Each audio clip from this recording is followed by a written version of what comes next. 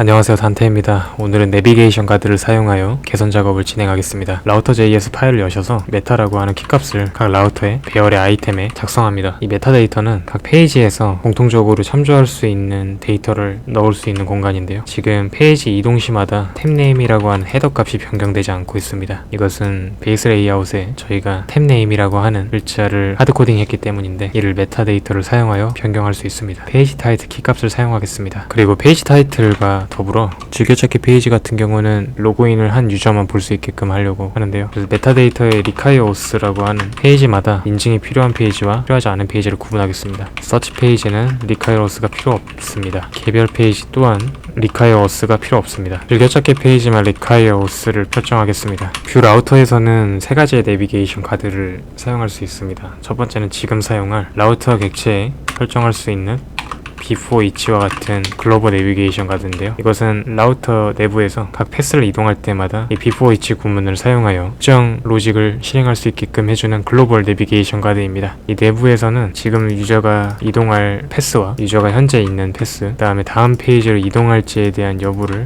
호출할 수 있는 next 함수를 사용할 수 있습니다. 그래서 이 내부에서 이동할 페이지가 requireus가 true일 경우 홈페이지로 리다이렉트를 시키고, 그러지 않을 경우는 원래 함수를 호출하게끔 만들 겁니다. 프롬은 사용되지 않았으므로 언더바를 사용하여 표기하도록 합니다. 그리고 좌측에 있었던 베이스 레이아웃 뷰에 기존에 하드코딩으로 되어 있었던 부분을 페이지 타이틀 컴퓨티드 값을 참조하도록 만들겠습니다.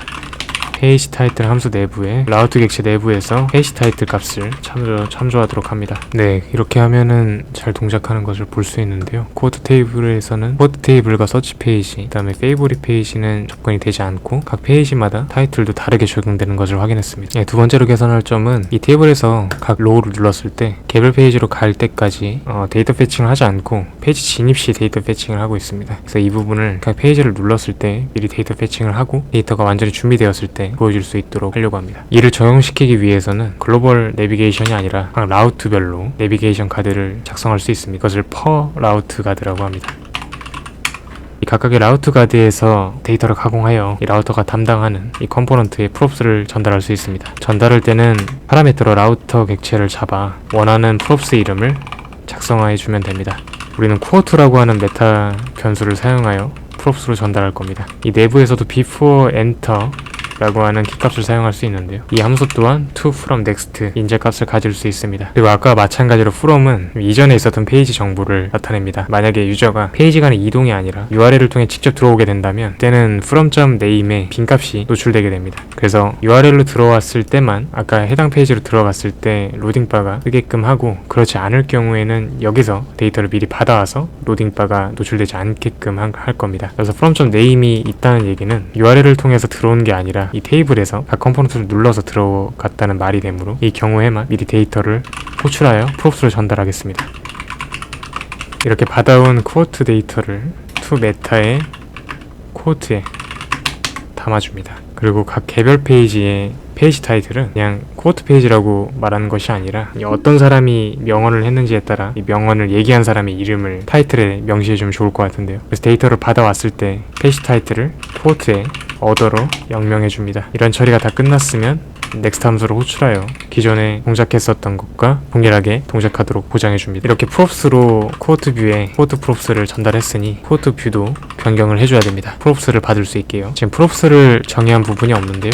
이 내부에 우리가 우측 라우터에서 정의했던 쿼트 프롭스를 오브젝트 타입으로 정의해줍니다. 그리고 프롭스로 데이터를 받아왔을 경우에 데이터 패칭을 내부에서 할 필요가 없기 때문에 쿼트 프롭스가 존재하는 경우에는 디스코드 데이터를 쿼트 프롭스로 초기화시켜줍니다. 그리고 밑에 과정은 생략하도록 합니다. 네트워크 탭을 열고 페이지를 접근했을 때 페이지 내부에서 API가 호출을 하지 않는지 확인해 보도록 하겠습니다. API가 한 번만 호출했는데요. 그때 호출한 위치는 페이지 내부에서 호출한 게 아니라 각각의 탭을 눌렀을 때 데이터가 완전히 받아지고 난 다음에 페이지를 이동하게 됩니다. 근데 지금 데이터가 늦게 오는 경우에는 사용자가 화면이 변경되기 전에는 데이터 요청이 올바르게 됐는지에 대해서 알지 못하기 때문에 이를 저희는 테이블에서 프로그레스 UI를 표기하여 데이터가 완전히 받아질 때까지 시각적인 효과를 유저에게 제공할 수 있게 만들겠습니다. nprogress라고 하는 라이브러리를 사용하겠습니다. pnpm add nprogress save 옵션을 사용하여 디펜던시를 설치해 주시고요. 타일 주입을 위해